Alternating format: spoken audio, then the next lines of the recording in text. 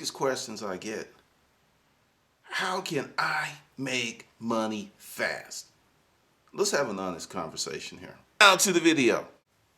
One of the biggest, if you manage the money you already have, you probably would see a raise in your income or spending power of 20%, maybe even 30%. If you just manage what you have already better. And I'm serious. And now, if you have not managed your money properly up to the day that you asked me that question or that thought runs past your mind, take the word fast out of it. Forget about it. Get over it. If you live long enough, Miss Sally Mae Jones, one of my neighbors growing up, if you live long enough, you will get old. If you live long enough, you will grow past this. Get fast out of your mind. Because fast just clouds objectivity. It is the reason that people are paying thousands of dollars for things that don't work because they're looking for fast. Remember this, all sales are emotional. Every sale, every purchase you make, you're going towards some emotion or moving away from some emotion. Trust me on this. But with money, I have probably right now 50 of those emails in my Facebook email account. And I'm talking about within the last few weeks. Hey, I am here. How do I get to that next level? Fast, fast, fast, fast. Okay. Fast is also relative. Let's go back eons ago, BC, before cable, when you had to really work a long time for your business made a profit most of the times, unless you just had esoteric information about the marketplace or you developed something new. Today, fast is 18 months, 3 years. That's very fast. Some people can do it in 6 months. Let me say this, and I'm going to say this, and if you're pissed off, so be it. The people that are creating a business from nothing and are making tens to 20, 30,000 of dollars per month are exceptional. Okay, they're exceptional. Or they spend a lot of money on the proper training. It just didn't happen. And I'm going to say something else. You could probably learn how to make $1 million a year right here from YouTube. You probably could. And this is what it's going to take. Number one, you must turn off the television. Number two, you must limit your social activities. Number three, you must watch informational, educational, learning videos 8 to 12 hours a day for the next 6 months. If you did that, you would probably be able to make $1 million within 18 months. That's how powerful the information is here. But let's look at that. 8 to 12 hours of video a day, 7 days a week. Add it up. It's 70 to 90 hours of gut-busting effort. See, this is the thing, because people are like, hey, I want something for free. I really want a free trial. There is nothing under the sun that is free. There's an opportunity cost for everything. When you breathe, you extend calories and you extend carbon. I mean, there's always give and take. There is no just free that you get something and there's absolutely no reaction, no cause and effect. That is a myth. And so many people are looking to get something, just something really good for little or nothing. And what's really bad about it is when it doesn't happen, they are fucking offended. They're fucking offended. They're mad.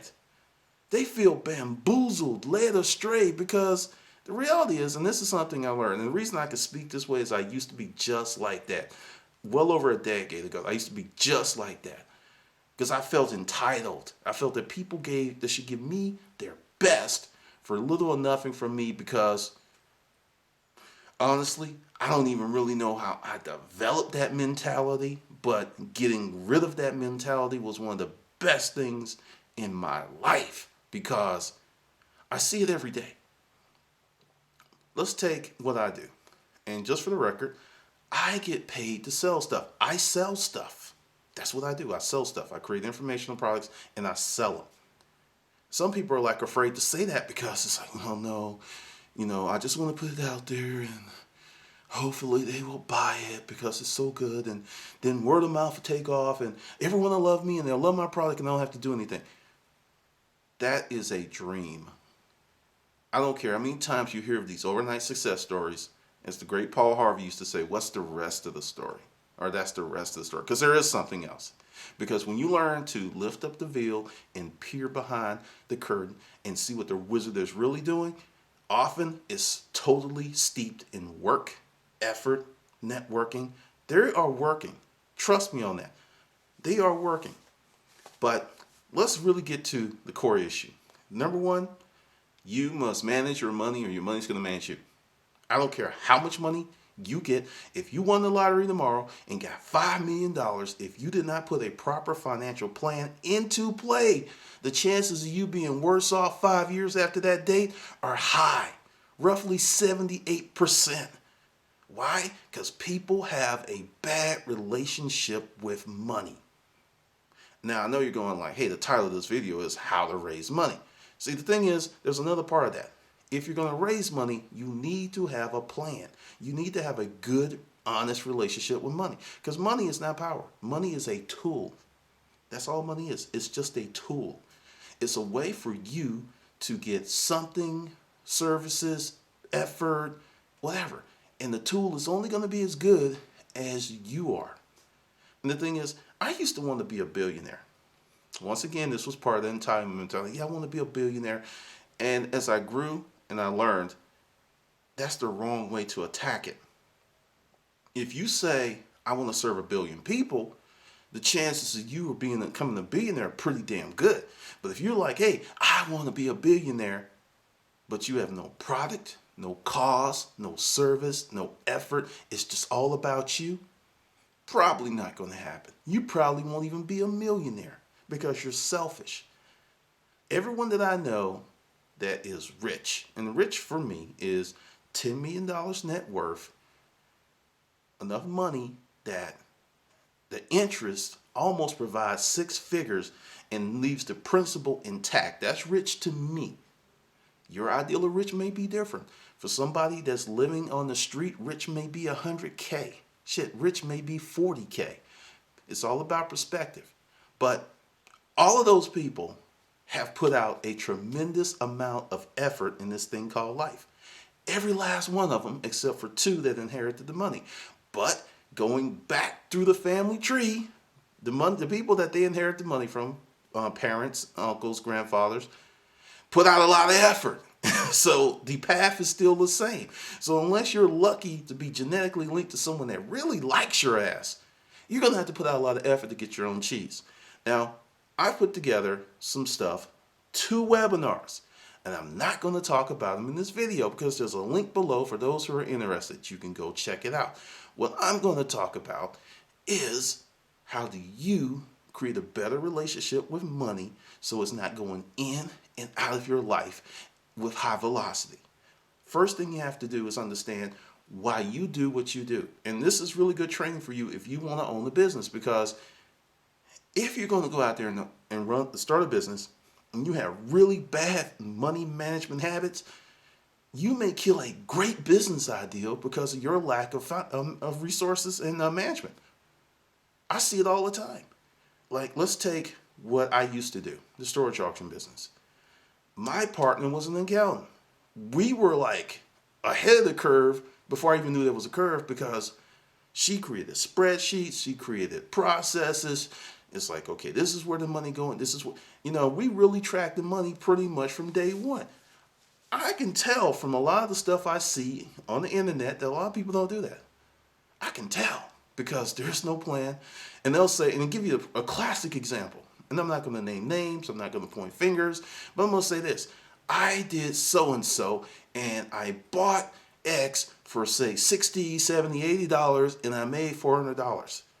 and they go and show you, the eBay, PayPal, whatever. And I'm going, no, you didn't. Because if you spent 80 bucks and you went out on the storage auction trail or you went out picking, you spent X amount of dollars in gas. You spent X amount of dollars in insurance. You spent X amount of dollars on lunch. All of that is part of cost. But it creates leakage because people don't put that on the balance sheet. It's not on the balance sheet. They don't talk about it. So actually, you didn't spend 85 bucks. You more than likely spent 150. Maybe you spent 160. You may even spend 200. If you have a car payment, that's part of the cost. It's factored in. So really, you didn't spend 80 bucks. You spent anywhere from 150 to 200 or maybe even $300 when you add all of the true cost of the opportunity into the metric. People don't do this. And this is why you have that famous syndrome, and there's a lot of people that go through this. They had $5, $6, $7, $10,000 in sales on eBay, but they only felt maybe $1,500 go into their pocket.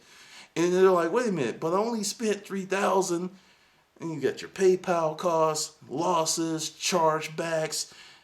There's so many things that need to go on that sheet, and that sheet has to be tight to the point that your head hurts, because one little wrong thing that you don't put on that sheet, one bad trend that you're not marking, because the thing is, every business has 3 metrics that you must watch. And those metrics are going to be slightly different for each business. You have to look at your initial capital, you have to look at your expenses, you have to look at your income. And hard, like a hawk. Your eyes have to be on it like that, because any little change and you don't keep up with it, you can tank your business. If you notice, I change up a lot of stuff on my YouTube channel, start blogs, end blogs. All that is based on research, information, and metrics, because as much as I want to do something, if the metrics are saying, this is stupid, dude, I listen, because it makes sense. Like one new thing with, I'll tell you, because somebody's like, hey, are you okay? Because I don't see the ads on the videos like I used to. I pulled back on the ads because some of the ads that were coming across my channel didn't make any sense for the content that I was putting out. They made absolutely no sense, and some offended me, and it wasn't like pornography or anything, but it didn't make no sense whatsoever. And there's some going on with the AdSense payments. If you Google it, everyone's talking about it. The month of January, people will have seen a 70, 80% drop in earnings. Could be after the holidays, don't know. But once again, that's a metric-driven decision. I just don't do stuff in a vacuum. I used to, and my life was horrible. Because I was like, I'm making money, but where is it? Because you're not tracking every penny. And I don't care if you start a part-time business, middle-time business, full-time business, you have to track your expenses. That's why I love the storage auction business, because the margins were so high. Even when you screw up, and mark my words, I don't care what kind of business you're running, you're going to screw up at some point, or you're going to have a calamity, or something bad's going to happen.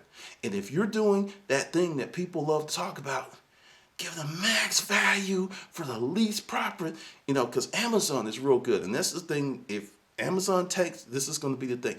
Amazon is pushing for the lowest price possible, which means if you're a merchant on Amazon, you're in harm's way, because you're diametrically opposed, because you're trying to make as much money as you can. But Amazon is, due to their business model, I have no problem with it. That's their business model. There's a lot of smart people behind it. But their deal is to keep prices as low as possible and push them more and run their business on lean efficiency. It's a great business model for them, but for you, is it great? Is it wonderful? Is it awesome? If you're part of that matrix, you could get crushed. I'm seriously, because the thing is, there's something called margin compression, and that's what a lot of people are going through. It's when you have to lower your prices based on market conditions versus your effort or what you paid. Doesn't matter what you paid, because the market's saying, that's what I'm going to pay. And if you have 3, 4, 5, 6, 7, 8 places that are selling it at that price, If you don't play along, chances of you selling your item are slim to none. And that's market margin compression. And everybody's feeling, margin compression, downward pricing pressure. And Amazon's the king of that, because if you notice, I haven't said anything about my Kindle books. I haven't said anything about CreateSpace or Amazon, because I'm directing all my traffic to my asset, my blog, something I control. Once again, a decision made by metrics. Because the thing is, you have to get into the information. Now, I know you're going like, what does this have to do with raising money? I want to just get some money, because once I get that money, I'm going to be able to do what I need to do, and I'll make more money and my problems will be solved. And I'm going to say, player, no, it will not. Your problems will increase because you do not have a sound, fundamental understanding of monetary systems and how money works and how money flows. You will actually be in a worse position. So I don't care if you make $30 a day. I don't care if you make $30,000 a day. You need to put in a sound financial platform for the money you currently have. Then, when you get more money and more money and more money, you'll be in a better situation. That's what I'm trying to tell you. That's the message, because I see so many people that if they just make that one nuanced twist, just a little twist right there, their business would spin off 3 to 4, maybe 5 times more profit. But they're trying to get it for nothing and hit a home run. What you gonna do if you try?